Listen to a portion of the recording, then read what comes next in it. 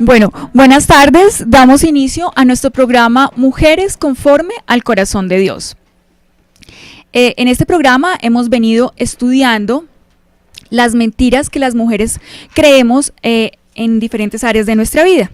Las mentiras que hemos creído acerca de Dios, acerca del pecado, acerca de nosotras mismas, acerca de los hijos, del matrimonio, de las circunstancias, de las prioridades. Y en estos momentos estamos estudiando el área de las mentiras que solemos creer las mujeres acerca de los hijos. En el programa anterior estuvimos estudiando la pregunta número 28. Los hijos necesitan exponerse al mundo real a fin de aprender a funcionar en él. Estuvimos reflexionando cómo Satanás tiene una agenda en este asunto, que si no logra impedir que las mujeres tengamos hijos, que las mujeres cristianas tengamos hijos, por lo menos logra entorpecer nuestra labor como maestras en la crianza de los hijos. Estuvimos analizando cómo la serpiente convenció a Eva de que si comía del fruto prohibido conocería algo primordial. Le decía, el día que comáis de él serán abiertos vuestros ojos, sabiendo el bien y el mal. Y evidentemente el hombre descubrió el mal. Pero no fue advertido, el Satanás nunca le advirtió sobre las consecuencias que traería el conocer el mal. Sabemos que trajo vergüenza, que trajo su culpa, que trajo la separación de Dios y entre el hombre y la mujer. Es bastante legendaria esta intención de Satanás y sabemos que tiene una agenda y es en eso que queremos reflexionar hoy, ¿no? Cómo las mujeres podemos hacer frente a la agenda que tiene Satanás frente a la educación de nuestros hijos. También estuvimos analizando cómo muchas veces creemos la mentira que tenemos que educar hijos que encajen en el mundo y en realidad no es nuestro deber criar hijos que encajen o que tan solo sobrevivan. En realidad nuestro compromiso es precisamente criar hijos que puedan vivir en contra de la cultura y que puedan influenciar con sus vidas la cultura, que estén tan persuadidos del evangelio y de la verdad de Dios, de la única verdad, que sus vidas logren impactar realmente la cultura. Entonces, en este programa anterior surgieron varias preguntas, porque queda la sensación de que cuando hablamos de que es una mentira afirmar que los niños necesitan exponerse al mundo real, entonces estamos tratando de poner como una norma. Solamente un cristiano puede educar a su hijo en casa o solamente un cristiano puede educar a un hijo en un colegio cristiano. Y la verdad no es algo tan sencillo como poner una norma, igual como en el programa antepasado cuando estábamos hablando de los anticonceptivos. Es algo mucho más profundo y por eso le dedicamos todo un programa a reflexionar en lo importante de la educación de los hijos para que podamos tomar decisiones que en verdad agraden a Dios y que adornen la doctrina de Dios con nuestra vida. Entonces, bueno, estuvimos reflexionando eso en el programa anterior y hoy traje un material precisamente para seguir, digamos como la labor de la iglesia es equipar a la iglesia, a los creyentes para esta labor de educar a los hijos, ¿verdad? Para todas las necesidades que tenemos en la vida cristiana. Entonces, como mujeres, sabemos que nuestra labor nuestro más alto llamado es ser maestras, ¿no? Maestras de otras mujeres más jóvenes, maestras de los hijos, somos maestras. Entonces traje un material de la iglesia de Sugel Michelén ellos son profesores en su mayoría, tienen un colegio, sobre el tema de la educación cristiana. Entonces tomé unos apuntes muy importantes, son 2 charlas de 2 horas cada una, entonces es un mega comprimido que hice y espero que podamos llevarnos estas reflexiones en el corazón para que en verdad podamos estar lo suficientemente apercibidas de los peligros y de lo que demanda la educación cristiana.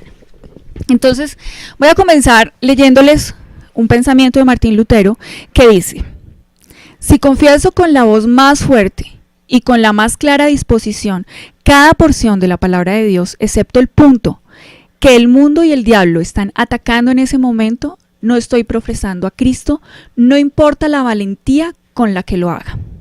La lealtad del soldado se prueba cuando la batalla es más fuerte, y aunque haya permanecido firme hasta allí, si se atemoriza en ese momento, sería una deshonra. Entonces, es importante que nosotros entendamos que, uno, que las guerras culturales siempre intentan dar respuesta a dos preguntas importantes del alma humana. ¿Qué es real y qué es la verdad? En el anterior programa estábamos analizando precisamente porque la mentira dice, necesito exponer a mis hijos al mundo real. Entonces, ¿qué es lo que es real? ¿Sí? ¿Acaso el cristianismo es una utopía que no es real, que no es aplicable, que educar a los hijos en casa o educarlos en un colegio cristiano es aislarlos de la realidad? Entonces, esa es la reflexión en la que quiero que estemos hoy. Entonces, sabemos que cada generación ha tenido que pelear una guerra cultural. Y esas guerras culturales siempre intentan responder a esas dos preguntas. ¿Qué es real y cuál es la verdad? Satanás y el mundo han descubierto la importancia de la educación en el proceso de generar pensamiento y cambios culturales. Satanás sí está muy apercibido de esto y tiene su propio ejército. Parece que los que estamos como distraídos de esto y como dormidos somos nosotros, siguiendo la cultura y siguiendo los parámetros de la cultura. En esa batalla, quien logre alcanzar el corazón de los niños, ¿sí? En el programa anterior nos hicimos esa pregunta. Bueno, pero ¿cómo detengo un adolescente? No, estamos hablando de la educación de los niños. Es una realidad que ya un adolescente, un muchacho que termina su colegio, tiene que estar equipado para la batalla, ¿cierto? Es una realidad, al que tenemos que proteger y aprovechar esos primeros años de su infancia para llenarlos de la verdad de las escrituras, es cuando están chiquitos, ¿no? Es cuando están pequeños, exacto, desde pequeñitos. Bueno.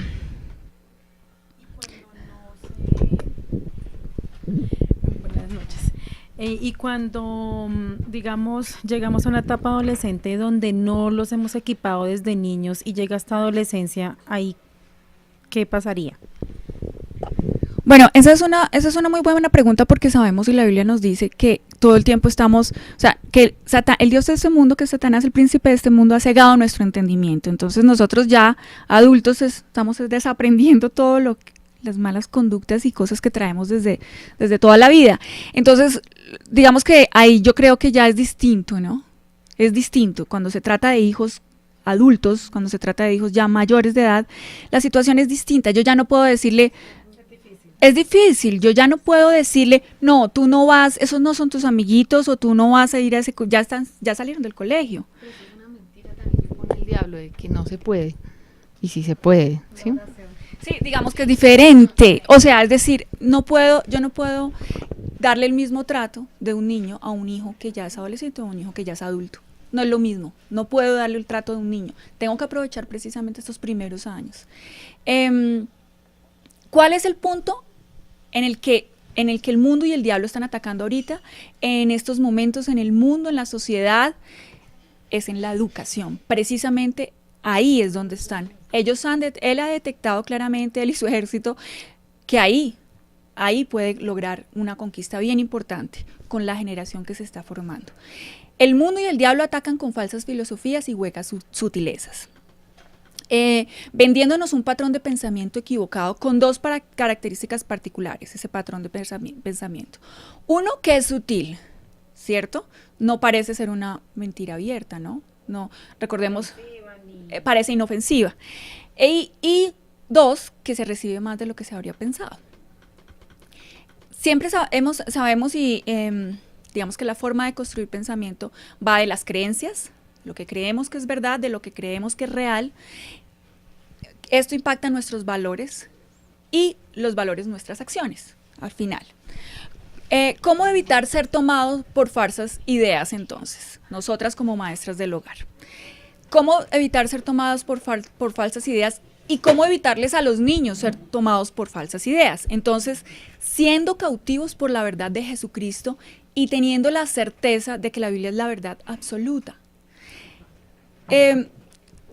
La Biblia nos dice que Cristo es el camino, que Cristo es la verdad y que Cristo es la vida y que nadie viene al Padre sino por mí. Entonces no hay algo así como muchas verdades, sino la única verdad es Cristo que lo sostiene todo.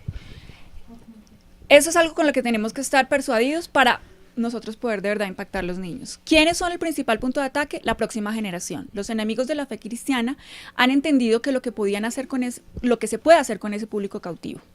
Voy a leerles algunos de los pensamientos que han habido a través de los tiempos, sobre todo pensamientos ateos, que revelan esto que estamos reflexionando. Por ejemplo, Vladimir Lenin decía: dame 4 años para enseñarle a los niños y la semilla que siembre nunca será desarraigada. ¿Sí? Sabemos que Lenin y la filosofía marxista es atea, ¿no? La educación, esto lo decía Stalin, la educación es un arma cuyo efecto depende de quien la tiene en sus manos y a quien busca enseñar. Vamos con lo que decía Erwin Lutzer en su libro Cuando la nación olvidó a Dios. Las leyes que hacen que la educación en las escuelas públicas sea obligatoria históricamente han sido halladas en los gobiernos más totalitarios, donde el adoctrinamiento patrocinado por el Estado era una gran meta del sistema educativo. Entonces, para adoctrinar, importantísima la educación. Desafortunadamente nuestras escuelas son con mucha frecuencia cámaras de adoctrinamiento donde los niños pasan a ser anulados de la confianza a sus padres, su iglesia y su identidad sexual y son forzados a una dieta de secularismo e inmoralidad. Bueno, vamos entonces a responder la pregunta: ¿qué le podremos enseñar entonces a nuestros niños? En el proceso de aprendizaje durante la infancia no se discierne entre lo bueno y lo malo. Los niños toman todo. De modo que el más alto compromiso es enseñar la verdad y conducirlos a Cristo. Cuando las escrituras no son la verdad absoluta de quien enseña, termina imitando la cultura y no siendo originador de cultura. Es necesario convertirnos en un pueblo de verdad, en adoradores en conocimiento y en verdad. ¿Cómo perder una guerra cultural? Esta respuesta nos las da Oseas 4:6. Creo que alguien tiene la cita que me pueda ayudar con la lectura. Mi pueblo fue destruido porque le faltó conocimiento. Por cuanto desechaste el conocimiento, yo te echaré del sacerdocio, y porque olvidaste la ley de tu Dios, también yo me olvidaré de tus hijos. Mi pueblo fue destruido por falta de conocimiento. Conocemos que hay una forma de pensar que es llamada el dualismo, sobre todo en el tema de la educación, que es que la vida se compone de dos verdades o como de dos compartimentos, de dos divisiones, que es la vida secular y la vida cristiana. Y esto no es así, la Biblia no nos habla de esto. El Señor es soberano en todo. El Señor no es soberano el domingo, el Señor es soberano de todos los días de la semana. El Señor no es soberano cuando oramos o cuando leemos la Biblia. El Señor es soberano cuando vamos a trabajar, cuando vamos a estudiar. Él es soberano en todo. Entonces tenemos que acabar con esa división, porque esa división precisamente es la raíz de esta mentira que hemos creído. Tenemos que preparar a nuestros hijos para el mundo real, ¿sí? Como si el cristianismo fuera algo aparte de la realidad, como si fuera un ideal o una utopía que nos enseña ideales de vida, pero que no es real, ¿sí? Esa es una mentira que hemos creído y que está atacando a las mujeres en las enseñanzas. Pues no sé qué opinan ustedes, pero ahorita a las cosas de Dios les llaman religión. Uno va a hablarle a alguien de la Biblia y dice: yo no quiero saber nada de religión, no, usted con su religión y yo con la mía. O sea, está como dividido también. Sí, piensan que el evangelio es algo muy aparte de, o sea, ¿qué religión? O sea, no entiendo ahí el punto, pero también eso hace también que el mundo esté de esa forma, ¿no? Porque la verdad es que todo es religión. Todo el tiempo estamos haciendo teología. Todo el tiempo cuando estamos pensando, estamos haciendo una respuesta a esas preguntas profundas del alma, de qué es verdad y cuál es la verdad. Siempre estamos haciendo religión. No es algo que se pueda dividir. Todo lo que el hombre hace, todas las ideas tienen consecuencias. Todas. Partamos, por ejemplo, de una enseñanza en el colegio. Una de las reglas de oro en la historia que se enseña es, bueno, Confucio, las ideas del confucianismo fueron 500 años antes de Cristo. Las ideas de Aristóteles fueron 325 años antes de Cristo. El Mahabharata 200 años antes de Cristo. Y después hablan de Cristo que vino cuando se cierra la Biblia, 30 años después de Cristo, es el tiempo del nacimiento, pues hasta el ministerio terrenal de Cristo. El caso es que lo ven como un todo, como dijeron lo mismo, ¿sí? Y a la final, ¿quién vino de últimas? Es decir, Cristo queda reducido. Así, de la misma manera, cuando vas a enseñar cualquier tipo de ley en la vida. Por ejemplo, no es lo mismo cuando tú enseñas, en la educación hay dos columnas de pensamiento, que es el constructivismo y el pragmatismo. Entonces, pragmatismo, todo lo que funciona es verdad. Esa es la verdad. Si funciona, funciona. Entonces, esa es la verdad. Siempre respondiendo a qué es la verdad. Y el constructivismo dice que todo es un constructo, ¿no? Tú no encuentras la verdad, tú la construyes poco a poco. Es muy diferente. Entonces, vamos a analizar y a reflexionar. Si a mi hijo le están enseñando la ley de la gravedad, hay dos formas de enseñársela, ¿no? Es una sola ley de la gravedad. Yo le puedo enseñar la ley de la gravedad como una ley desde un Dios soberano que sostiene el mundo, que sostiene el universo, y que el hombre descubre esta ley, o yo le puedo enseñar como un constructo donde el hombre es el que, es decir, como si la ley de la gravedad hubiera nacido el día que la descubrieron, ¿sí? Y siempre desarraigándola de un Dios dueño de todo, ¿sí? Todas esas teorías, todas las cosas que aprendemos desde el colegio, que rigen el mundo, que son verdad, la ley de la gravedad es verdad, pero no es una verdad aislada, es una verdad en acción. Es una verdad porque Cristo la sostiene permanentemente, porque Él está involucrado permanentemente en la creación. Por eso es verdad. Y no es lo mismo cuando le enseñas a un niño simplemente una verdad matemática, física, química, totalmente aislada, como que con una filosofía naturalista, que el cosmos es, lo que vemos, lo que ha sido y lo que será, no más. No hay un creador, no hay un diseño inteligente, no hay de esas respuestas para el alma humana, y la única respuesta es que lo que vemos es lo que es, y lo que ha sido y lo que será siempre, y que si se acaba, lo acabamos nosotros.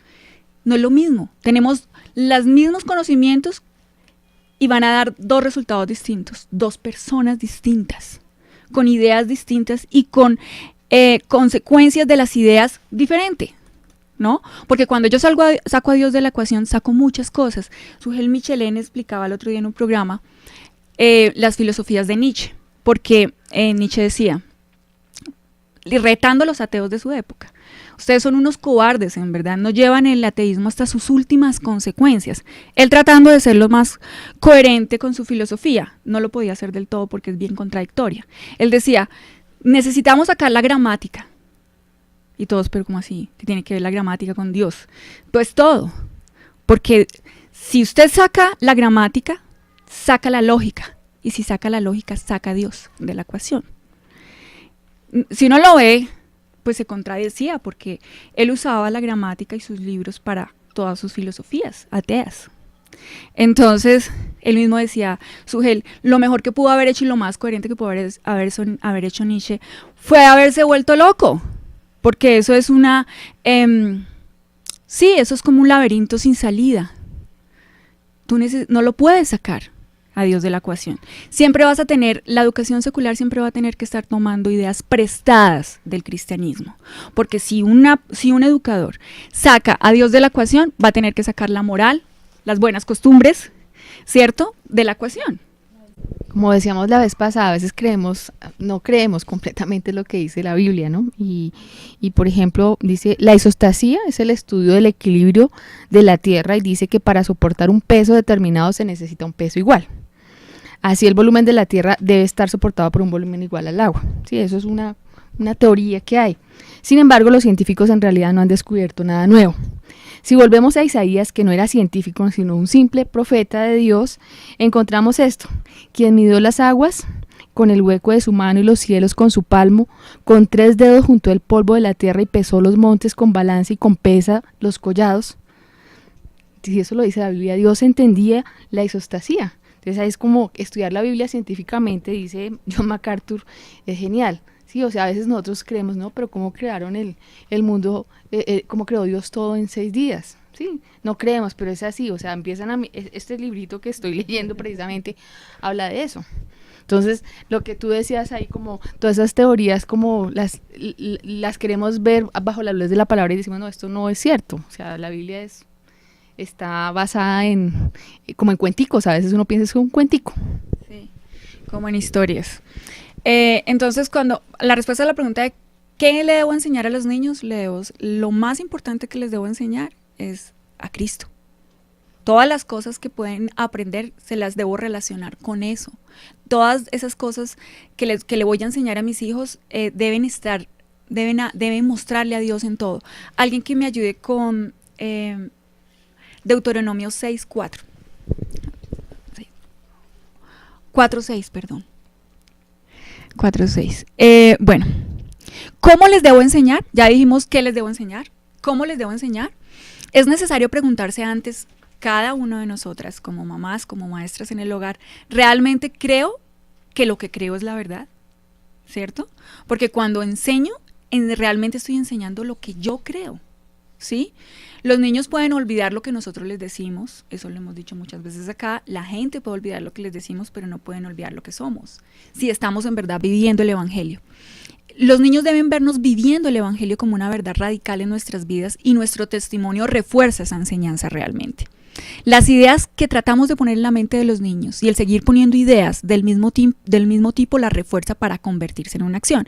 Entonces les traje esta forma de construir desde donde vienen todo lo que terminan en nuestras acciones. Debemos sembrar un pensamiento para cosechar una acción.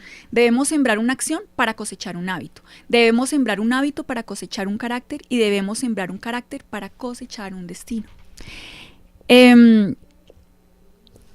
¿Tienes la cita? ¿Cuál? Sí. Deuteronomio 4:6 dice en la Nueva Traducción Viviente: síguelos al pie de la letra y darás a conocer tu sabiduría y tu inteligencia a las naciones vecinas. Cuando esas naciones se enteren de todos esos decretos, exclamarán: qué sabio y prudente es el pueblo de esa gran nación. Bueno, podemos tener en la educación de los niños dos tipos de enfoque. Es decir, hay dos tipos de enfoque.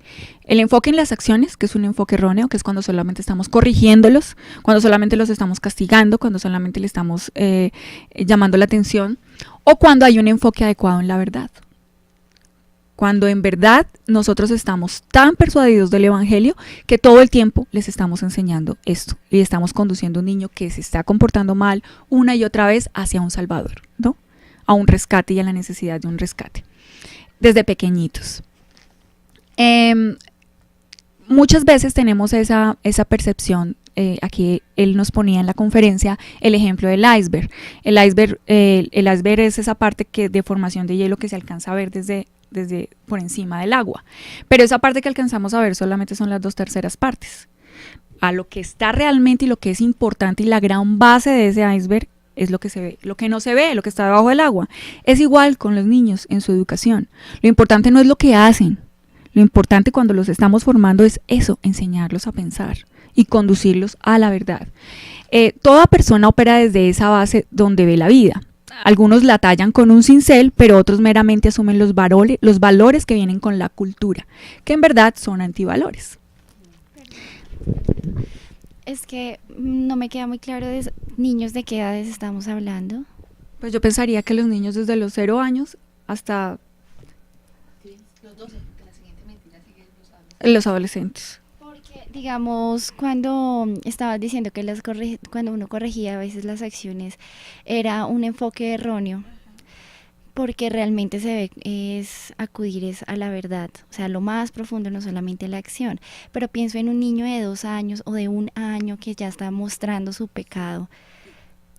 No sabría cómo educarle en la verdad cuando evidentemente en los próximos 2 años va a olvidar muchas, o sea, si me siento a reflexionar con él va a ser algo difícil.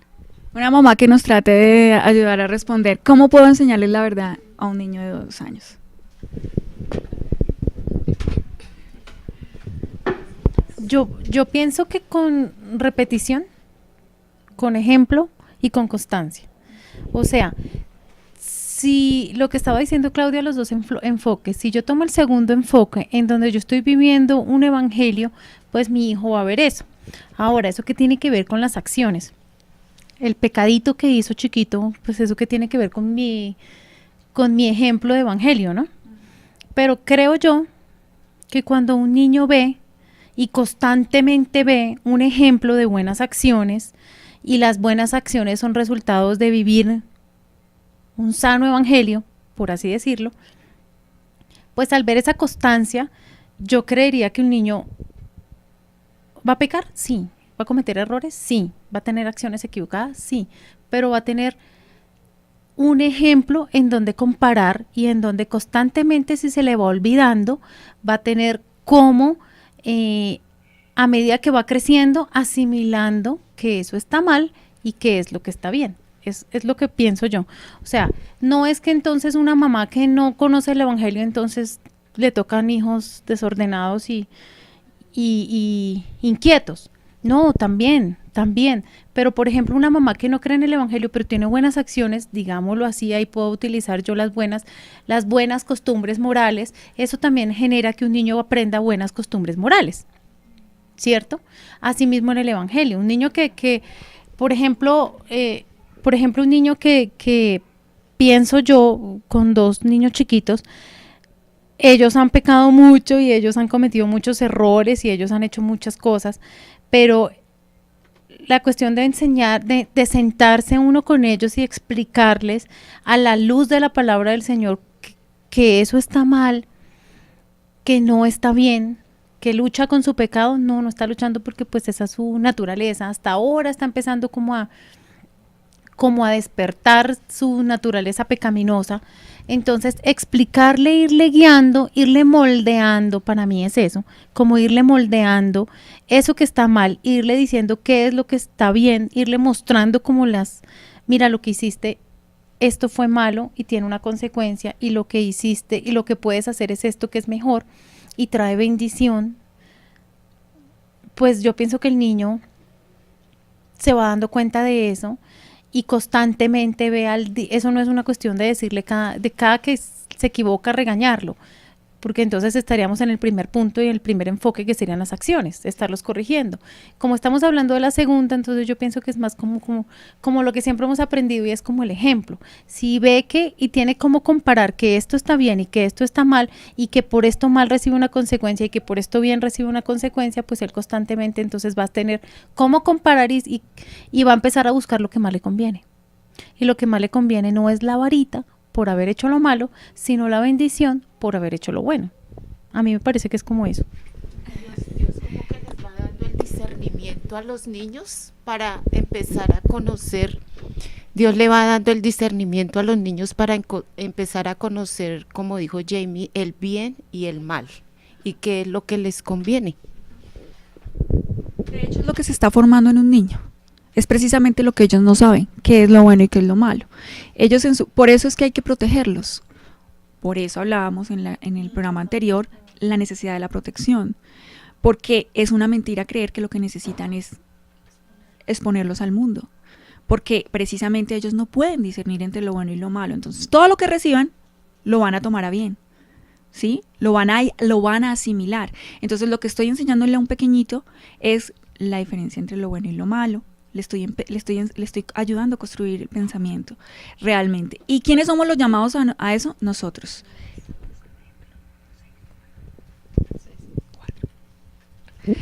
Bueno, la hermana Diana nos dice desde el chat, gracias por acompañarnos, hermana, los conocimientos que vayan adquiriendo los niños les debe llevar a ver y conocer a un Dios asombroso, creador de todo lo existente y quien tiene todo bajo control.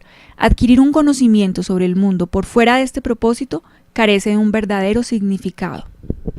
Así es. ¿Cómo se paró la segunda parte del programa pasado? Exacto.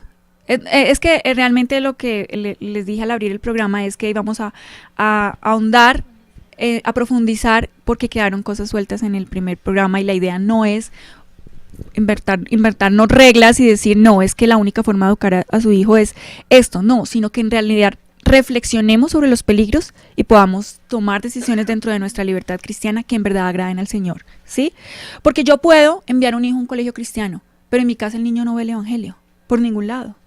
Y el primer llamado a esto somos nosotros, ¿no? No, pero no sé.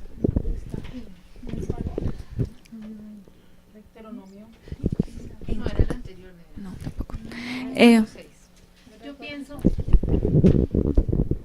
Yo pienso que lo de cuidar a nuestros hijos y no exponerlos, como lo que veíamos hace 8 días, exponerlos es como tener el ganado, el terreno ganado para poderles enseñar lo bueno y lo malo. Si yo los expongo, les están enseñando lo malo y lo bueno y todo va a ser como bien.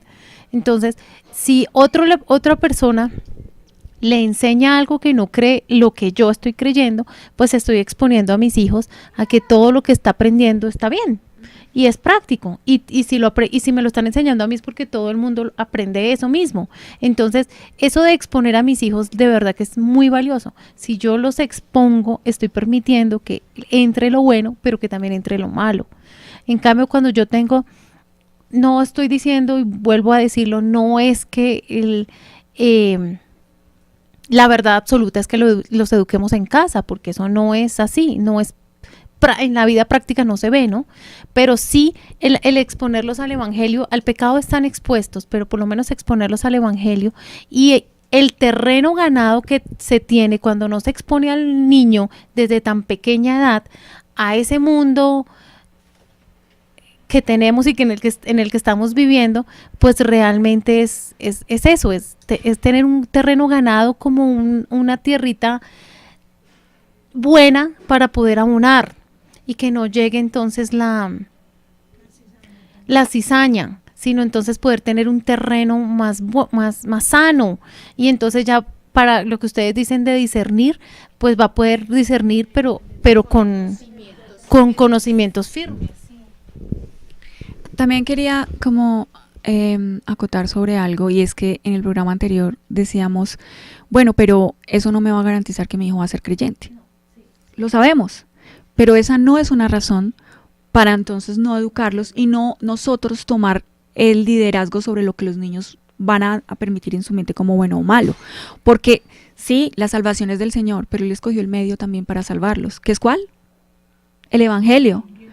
El Evangelio. Entonces nosotras tenemos que usar ese medio que es persuadirlos, inundarlos, llenarlos del Evangelio todo el tiempo, sus cabecitas, y el Señor es el dueño de la salvación, el que hace la obra, pero Él escogió los medios también, ¿no? Entonces es como parecido a pensar, pero ¿para qué predico el Evangelio si la salvación es del Señor? O sea, yo no puedo justificar el hecho de que no voy a educar a mis hijos en casa o no los voy a mandar a una educación cristiana. Sí puedo, por eso vuelvo y digo, todos estos principios que estamos reflexionando es para que cada una, dentro de su vida, como gira su vida, de su situación económica, de todas las cosas que la rodean, pueda tomar una decisión dentro de su libertad cristiana, porque no estamos poniendo aquí un mandamiento, no nos estamos inventando un mandamiento, ¿cierto? Estamos tratando de dar las herramientas y también de reflexionar sobre los peligros y sobre las bondades que hay si tomamos ese liderazgo sobre la educación de nuestros hijos. Yo creo que si una mujer se casa con un hombre creyente, pues es una bendición porque los dos están como en el mismo sentir. Pero me estaba pensando, y no sé si lo dijeron en el programa pasado y no quisiera de pronto retrasarles, pero estaba pensando en qué pasa si es una mujer que es creyente pero su esposo no es creyente, y su esposo le dice que, bueno, pueden haber dos cosas. Primero, que le diga, o sea, tú y tu religión, pero a mi hijo no me lo tocas. O que le diga, sí, tú le puedes enseñar lo del cristianismo, pero yo también le voy a enseñar otras cosas para que él escoja cuál quiere seguir. Sí, y que él tenga la libertad de escoger cuando sea más grande. No sé cómo o qué oposición debe tomar una mujer que tiene que estar también sujeta a su esposo, pero que su prioridad también son las almas de sus hijos. ¿Cómo llevar a cabo una educación así en casa cuando su esposo le prohíbe que lo haga? Me das dos ejemplos, uno que le prohíbe y otro que le dice, bueno, enséñaselo, pero yo le voy a enseñar la mía, ¿cierto? Sí, es una situación difícil, y creo que cada quien tiene los recursos diferentes para enfrentar los deberes que tenemos como cristianos, ¿no? En todo siempre necesitamos la ayuda del Señor, porque lejos de Él es imposible, ¿no? Lejos de Él nada podemos. Siempre habrá una oportunidad para enseñarle a los hijos,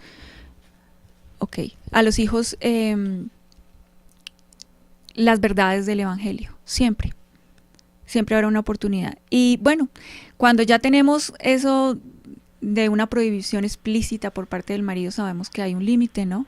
Entre nos tenemos que someter, ¿hasta dónde? ¿Hasta dónde nos tenemos que someter? Hasta el pecado. A lo que ya es pecado, ahí ya no nos podemos someter. Hay una autoridad que está por encima de nuestro esposo, ¿cierto? Y que es nuestro Señor. Entonces, creo que esos casos tan particulares son casos difíciles que requieren pues un análisis particular, exacto, una orientación particular. Sí, porque yo creo que crea confusión, o sea, hablamos la forma en que enseñamos los padres, el uno creyente y el otro no, pero ¿qué pasa con nuestros hijos? Que crea una confusión terrible, ellos no saben para qué lado ir, lo digo por experiencia, no saben para qué lado ir, porque mi mamá dice una cosa y mi papá dice otra. Yo creo que nosotros como mujeres, y Dios nos da estos hijos en las manos, y Dios nos va a preguntar por nuestros hijos, y yo creo que tenemos el respaldo de Dios, y eso es todo. Entonces sabemos que Dios está con nosotros, sabemos que tenemos la verdad, que Dios nos va a respaldar y va a tocar el corazón de este esposo, y yo sé que Dios pone en el esposo ese amor también, y pues es la oración, es doblar rodillas ante Dios por este esposo y por nuestros hijos. Un poquito más. Bueno, creo que ya llegamos como al final del programa. La idea es que en verdad podamos tener en nuestro corazón, sepamos, uno, las amenazas que representa la cultura, que representa el mundo, y las oportunidades, porque yo podría decir, bueno, pero es que yo vivo en una ciudad donde no hay ni un solo colegio cristiano, y tampoco me puedo quedar en casa enseñándolo, y ahí terminan todas tus posibilidades.